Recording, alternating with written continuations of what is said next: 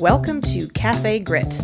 My name is Beth Campbell, and I am the author of Where the Hell is My Bacon?, a book about a corporate team that triumphed over shitty leadership with the help of fried pork.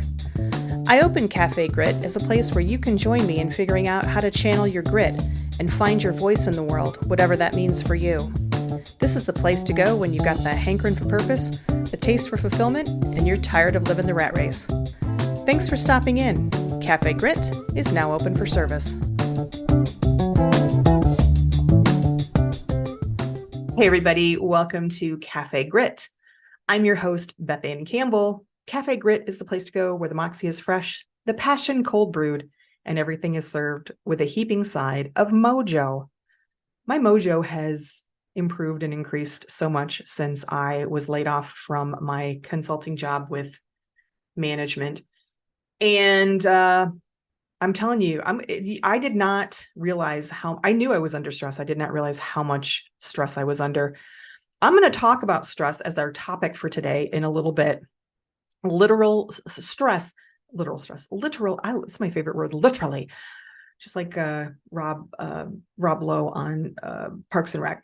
Literally, it's my favorite word. Now, I don't know if that's true. But anyway, I'm going to talk about stress and my teeth, how stress has impacted, because I just had a dentist appointment yesterday, first time in a few years because of us moving and then pandemic, simultaneously pandemic, and then big waiting lists. So I finally got in for a cleaning. And of course, now they're telling me all of the things that are need to be addressed, and nothing super major or anything, but more than I would have liked. And I was given very clear indication that my stress, which is teeth grinding, or really for me, clenching, has impacted the health of my teeth. So I'm going to talk a little bit about that in a second. Literal grit is in gritting teeth.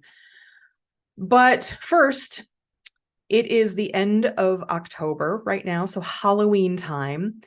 And I have my sweater weather cup here. If you're not on video, I will describe as my beautiful pumpkin orange big mug that says sweater weather on it.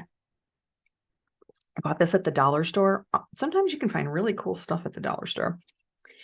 So it is sweater weather. It is very, very much colder today than it was. We have this weird stuff going on in the States.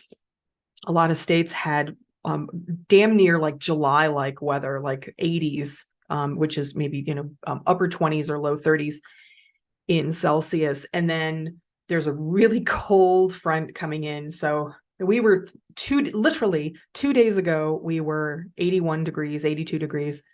And 2 days later, that's dropped by about 45, almost 50 degrees Fahrenheit. And in a couple of nights, not tonight, but I think tomorrow night, it is going to be well below freezing. So breaking out the flannel lined leggings for the dog walk. Whew. Last year, Moxie and I did one walk where it was 4 degrees, which Celsius, I don't even know. That's like, I don't know, negative 20. Very, very, very cold, but we did it. So I kind of know where her tolerance level is. She wants to go out no matter what. She loves the cold. Anyway, I also have a new background if you're on video. I typically would have a green screen that I make up in Canva that has, my logo and stuff. And I'm just in my office now because I did some rearranging, and I just, the green screens are great if you have an actual green backdrop. But if you don't, they can get kind of wonky. And I just was getting kind of annoyed with that because some days I have a fabulous hair day like today. Ooh, I got a little purple in it and it's kind of pinked up real high. When you have short hair like this, you got to go with what the hair tells you. You can't really wake up any given day and say, you know what, today I'm going to do this. Nope, it's where's the hair growing? And today it went up. So, and I think it looks pretty good. Anyway, it is sweater weather and Halloween time here. And I was listening this morning to NPR. I don't know how many of you remember, certainly in the States, in the Midwest, back in the late 70s and early 80s, and really, probably into the 90s even. And today, even I hear stuff, but all of the urban legends around Halloween candy about you're going to find somebody found a razor blade, right, and cut up their mouth, or then it was drugs that were somehow embedded into your Kit Kat. Sorry, Kit Kat, probably shouldn't use your name. Into your just generic chocolate or whatever candy. And then it was poison. So there were some rumors of poison. So every year there's always some urban legend report of some child being seriously harmed or even killed because of Halloween candy. I was listening to NPR this morning, and there is this professor, don't remember his name or where he's a professor at. I probably should note to self to do better on that, but I just don't. You can look it up, go research NPR, you'll find the feature or the article. Anyway, this guy has spent many years pulling actual data back to the early 50s through current times to determine what is the truth around these urban legends of be careful because you're going to find a razor blade in your candy or drugs or poison. And the truth is he has found exactly 0 verified cases of a child being harmed or seriously harmed or are killed because of Halloween candy that they've obtained in their, Halloween activities. There was one case where a child died because of a poisoned candy, but it turns out it was the dad that did it. And it was not, he just claimed that it was candy that the child had gotten trick-or-treating, but in fact, the father had poisoned his own chocolate. So 0 cases. So all those of you who have grown up with these horrifying tales of some child getting their tongue cut off because they bit into a razor blade, not true, hasn't happened, no verified cases. So you can with great confidence send your children out to trick or treat and know that it is very, very, very, very, very, very, very unlikely that anything is going to have a negative effect because of the candy that they're eating, other than maybe some pre-diabetes, but that's not really the fault of the people handing out the candy. So there you go. So my husband and I will be out on Halloween, probably freezing our asses off and handing out some candy, which I will eat half of, but that's how it goes. So anyway, what else is going on? Ongoing saga of the Virginia Unemployment Office. I did a whole podcast on the quirks and challenges with that system, their software, the process. Go to check it out. I think it's 050 or 051 episode. But I thought I had worked through everything. I thought I had figured it out. I was getting my claims in. And then one week, a few weeks back, I had to go out of town, out of state for a family issue. And so I noted that on my claimant form. So every week you have to do a claimant form and you have to apply for at least 2 job positions in order to get your unemployment benefits, which I have been diligently doing fine. But this one week had this thing that I had to leave the state for, family issue.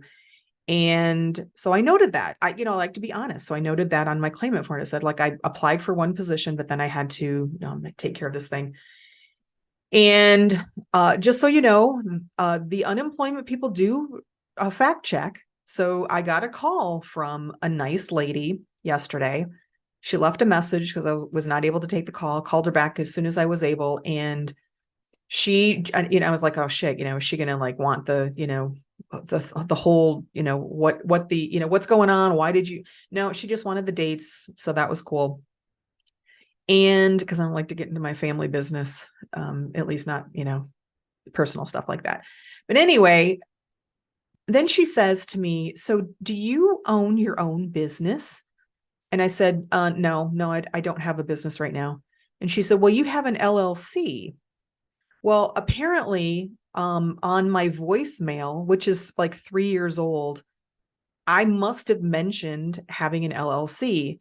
I put that voicemail together during the pandemic, which is when I got my LLC. So it's been 3 or 4 years. And it's Beth Ann Campbell LLC. I have no business running under it. I have no income. I have not filed any tax because I have no income. There is no business. There's no doing business as anything under this LLC right now. But I started it during the pandemic partly because I was just, again, the corporate stress was getting to me, the pandemic stress. And I thought, I maybe something will come up. Maybe my book, when I published my book, I think that's when I did it. Cause I thought, well, what if my book like really takes off? No, didn't happen. I have made less money, much less money than I paid to get the book put together. So have actually lost money on my books at this point. But I put it together because for a couple of reasons. Number one, it's cheap to do so. I was really thinking about long term, like what if this book kicks off and then I start a speaking career? That was kind of the big thing. It was like I could go into speaking. I had thought about doing some consulting under my own business when times in corporate got bad. And I have renewed it every year because I want to keep my name. So someday I will have the courage and some means and some plan to be a business owner. And when that happens, I want Beth Ann Campbell LLC to be available for me. You would be surprised at how many Beth Campbells there are in the state of Virginia. It's actually pretty common. There's a lady down at my post office who kind of pointed this out once when I went into the post office to send something, and she saw my return email and she said, "Oh, my name's Beth Campbell too." So Campbell's a pretty common name. Beth's a pretty common name. And so I've renewed every year because it's cheap. And a few months ago, or earlier this year, my renewal came up. It automatically happened, I got the renewal and I went in and renewed while still working again, because someday I just want it to be there. So this nice lady on the phone didn't really understand why one would have an LLC or a business where they aren't actually running a business under that name. So I tried to explain what I explained, and she said, "Well, what do you?" I said, I thought I started a podcast, and I thought, well, maybe that someday that would turn into a business. It hasn't happened. I've made 0 pennies on any of my podcasts in the last 10 years. I do it because I have passion. I do it because it's fun and because I like helping people. So it's really just a hobby. But she didn't understand that, like why you would have an LLC but not actually run a business. And then when I mentioned the podcast, she got very well, why aren't you making money on your podcast? Like very kind of intense about it. And I just thought, I cannot explain the internet to you, ma'am. And she was, again, very nice, but I could not explain how very few people actually make money on podcasts. You have to have thousands and thousands of followers or you're a famous person. Otherwise, the majority of us who are out here just doing it because we're passionate about it. So ultimately what she kept saying was, and again, she's not making this decision. She's just warning me. She said, "Well, I don't know if they're going to look at that as you have a business, and that might be an obstacle, or that might prevent you from getting unemployment." And I thought, okay, here we go. So I have an LLC that I paid for and renewed because I wanted to keep the name. I have no business running under it. I have made $0, filed 0 tax returns under this name because there is no income coming in, and I'm not even attempting any income. I'm not even running a business that's failing. There just is no business. That's going to prevent me from getting my unemployment benefits. So I kind of threw my hands up yesterday, and I was just annoyed because there's nothing I can do, right? I can appeal if they say we're not going to give you unemployment benefits. I can appeal and they could say yes or no. And it's not going to make or break me, either financially or spiritually or mentally, but it just annoys me because, first of all, there are other people out here that are probably in similar situations who have some situation in their life that the Virginia unemployment system is just looking for anything to not pay people who just need something to get by temporarily. So I don't know what will happen, but just another chapter in the saga of applying for unemployment. It's just, I don't wish it on my worst enemy. So onward. Maybe it's the universe giving me a sign. I don't know. Maybe I should run a business under my LLC. Well, think about that. Anyway, topic of today that we finally gotten to after, I don't know, like 20 minutes. Topic of the day, which is literal grit of my teeth. My friends, stress fucking sucks. It is a fucking bastard. And while I've been feeling much less stressed since I was laid off from my job 6 or 7 weeks ago now, the impacts of stress have continued to follow me. When I was working at my first job in a large utility company in Michigan, we had a very, very big project come up that was 3 years long. Half of the company, at least in the IT department where I worked, were involved. It was literal hell on earth, ungodly hours. I probably should write a book about it, because I can give you many instances of just the stress really coming to a head. I mean, there were times where I wanted to jump across the table and choke somebody. We were working with a big consulting firm, so that was a whole other aspect of it. My mom ended up dying right as we implemented this big system that replaced hundreds of our smaller homegrown apps. I would do it all again in a heartbeat, because it was, even though it was hell on earth, there was a common bond, a mission, and I really learned a lot and got a lot of leadership experience in there, but it was hell on earth. During this time, I started having headaches that I could not place. They often felt like sinus headaches. So I went to my general practitioner at the time, and he gave me some antibiotics for a sinus infection. This headache still came back. So we actually went through 3 rounds, which I don't recommend, because it was really unnecessary antibiotics. But okay, we had to go through the process. And after the 3rd round, where these headaches would not go away, he said, I need to send you to an ear, nose, and throat specialist, which he did. Sent me to an ear, nose, and throat specialist, took all kinds of allergy tests, nothing, no deviated septum, the nasals are clear.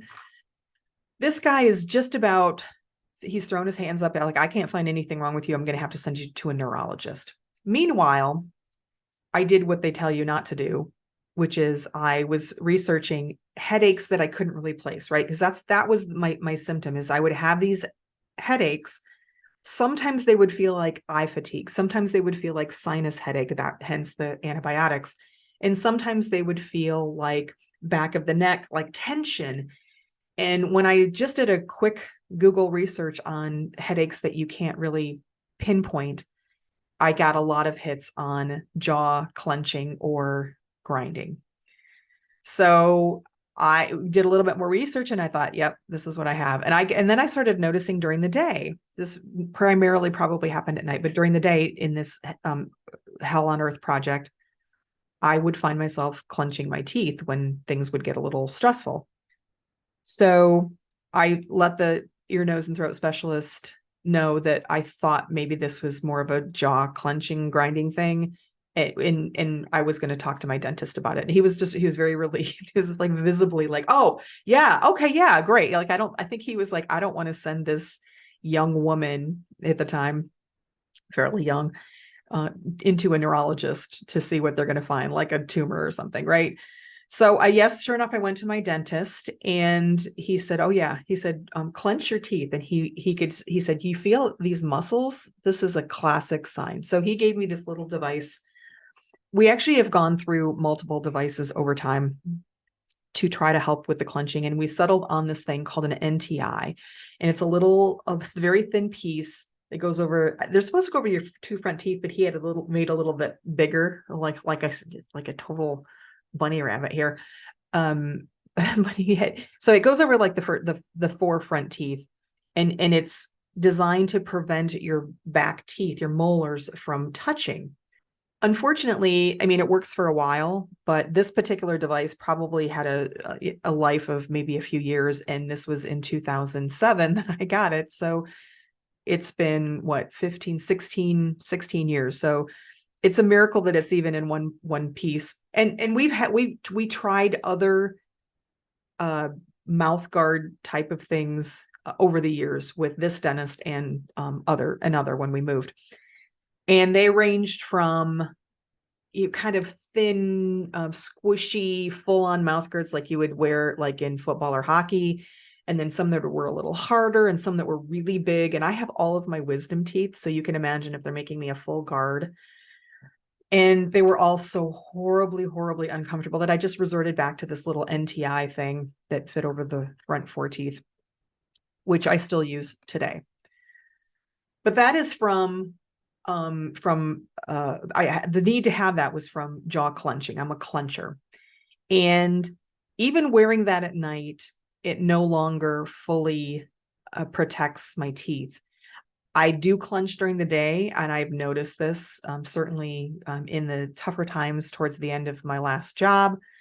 Even sometimes now, if I, when I was traveling and under a little bit of stress. So I know that I am a clencher. I did not realize, because I thought this device was maybe at least, preventing some of the molar stuff. I did not realize how much that stress and that translates to jaw clenching had impacted literally and figuratively my teeth. So I went to the dentist yesterday. I had not been for 3 years. That is due to, number one, pandemic. Number two, we moved and I had to find a new one. Number three, very long waiting list. So I finally got in for a consult and a cleaning. And basically I had 2 or 3 different issues in my teeth that were all related to the clenching. I had one tooth, and I don't know if you have not been to a dentist in a while, or maybe your dentist has not absolutely fully into the technology that's available today.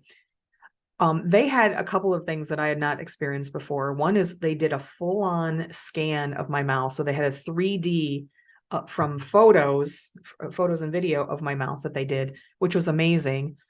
And you could see, so he showed me one particular tooth. He said at the root, you could see where he said it was doing something. And he said, that's because that's probably the weakest tooth. So when you clench, all of that pressure is going to start on that one weakest tooth. So there was something affected at the root because of the clenching. I have a number of older fillings, the silver amalgam fillings from the 70s and 80s. And if I were not a clencher, they'd be fine. I mean, they're not the most attractive thing if I open my mouth, like on a video or something, but there's just a few of them. And because I'm a clencher and that pressure on those molars, because they're molars where I have the fillings, the silver is actually starting to separate from the tooth, which means now there are like these little cracks in all of them. There are I think I have 3 or 4. All of them have this thing, and he showed me on the 3D visual. Because of the clenching, my fillings are now separating from my teeth, which means that there are cracks. Which means he said I would bet money there's decay in there. So that's a whole other thing that I have to at some point deal with. Because and then I have some bone loss in one tooth or a couple of teeth here, and that one has it's a capped tooth. So when I was very young, country folk, we didn't go to the dentist. You don't send your toddler to the dentist when you're a country folk out in the 70s, right? I didn't go to the dentist for the first time until I was 12, and I already had a tooth that was very much decayed, so it had a cap on it. There's bone loss on down there, and he said that is exacerbated by the clenching. So I have all these things going on in my mouth that are caused by or exacerbated by stress. Because of the stress, I clench my teeth. The teeth clenching is now impacting. So for the last 16 years, most of those years, partly because maybe I had a newer mouth bite that was maybe more effective. But also just because I was younger, and through time and age and repeated clenching, this is what happens. So it just occurred to me as I was getting out of this dentist appointment, or really when I was in it, like how fucking much stress impacts us. If stress is impacting in this one little area of my body, just because I clench and now it's impacting all my teeth and I may have to have crowns and deeper cleanings, and we got to be careful about this, and because it's bone loss. If stress if the kind of stress that I was experiencing is impacting that part of my body, imagine where else that stress is manifesting. And the other thing is kind of the recognition that most of the chronic stress that I have experienced has been through work. That's not to say that I don't experience stress at home in my personal life, but most definitely the vast majority of it has been through work. And that is deep, folks. That is really, really intense of a thought, of an acknowledgement that my stress is from work has been so bad over the years that not only did I have to get a mouth guard. This started when I was in a very stressful project and continued, but that now that stress manifesting in clenching is now impacting my physical teeth. The hardest things in my body, bone and teeth, are being impacted by that chronic stress. So what does that mean? What it means for me is, as I go forward, I am going to start finding ways to better deal with my stress. Although, like I said earlier in the show, my mojo is back and I feel much, much less stress now that I'm not in a traditional high pressure corporate job. But I'm going to really be working on finding ways to alleviate that stress, not just saying, okay, well, the bite guard is there, so that's all I need. Really working on dealing with the stress, moving forward, taking care of the damage that's already been done in my teeth and who knows where else. But also reiterating and underscoring the message that is really at the core of why I do this podcast, Cafe Grit. And it is a passion for people in shitty situations who are not dealing or can't deal or don't know how to deal. And I don't want you to end up like me. I don't want you to 10 years, 20 years from now, go to your dentist and find out that you have to get, 5 teeth pulled or crowned or whatever, because you're grinding or clenching your jaw or whatever, or heart disease or blood pressure or whatever it is that how stress manifests. And there are so many ways. It is not something that we should take lightly. It is very, very serious. And I intend to do that. And even if that means that I have to make big sacrifices or big changes in my life because I'm not pulling in the kind of income that I had at my corporate and or consulting jobs, that's okay, because it's worth it. Because it's not worth, because now I'm going to be looking at spending that money repairing my teeth because that's just, it's the payoff. So that is my lesson to you, is take your stress seriously, figure out ways to relieve that stress. If that means making other sacrifices so that you are not in whatever position it is that is causing that stress, give it serious thought. I gave it thought, but I was under the shackles of the golden handcuffs.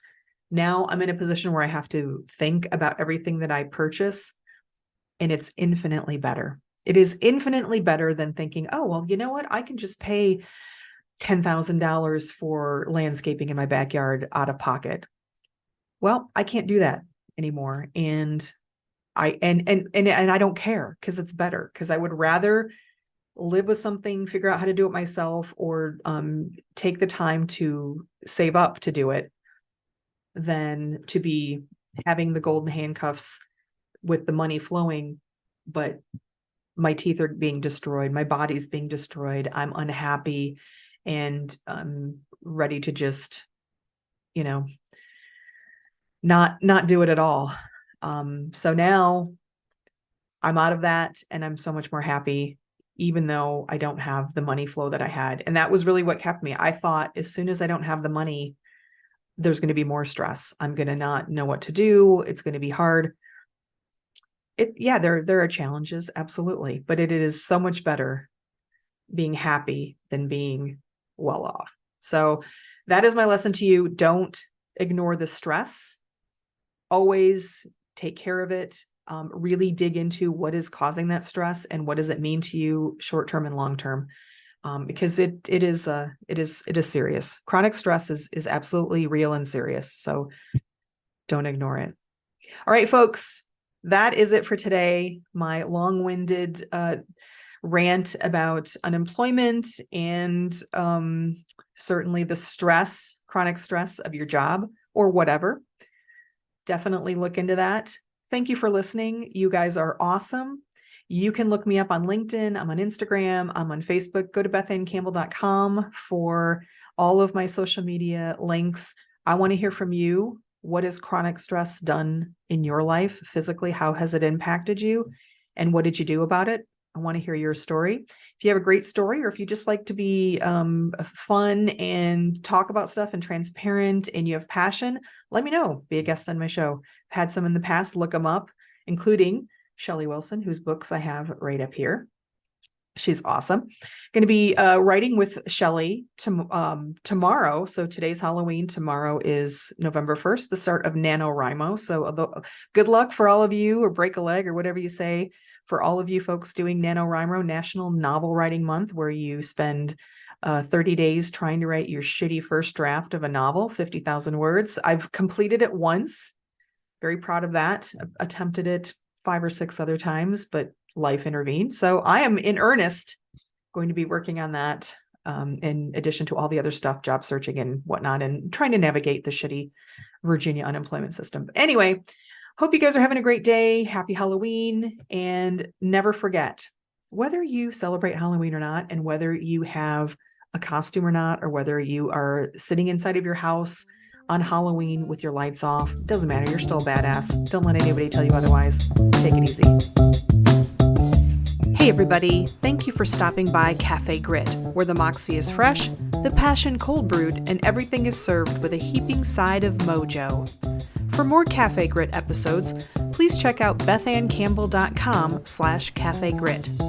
If you enjoyed this episode, please consider giving it a rating or review on YouTube, Buzzsprout, or your favorite streaming platform.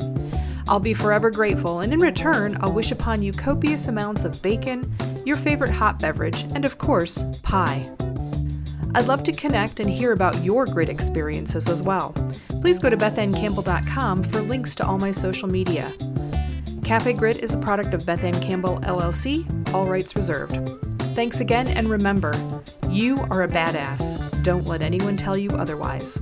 Take it easy.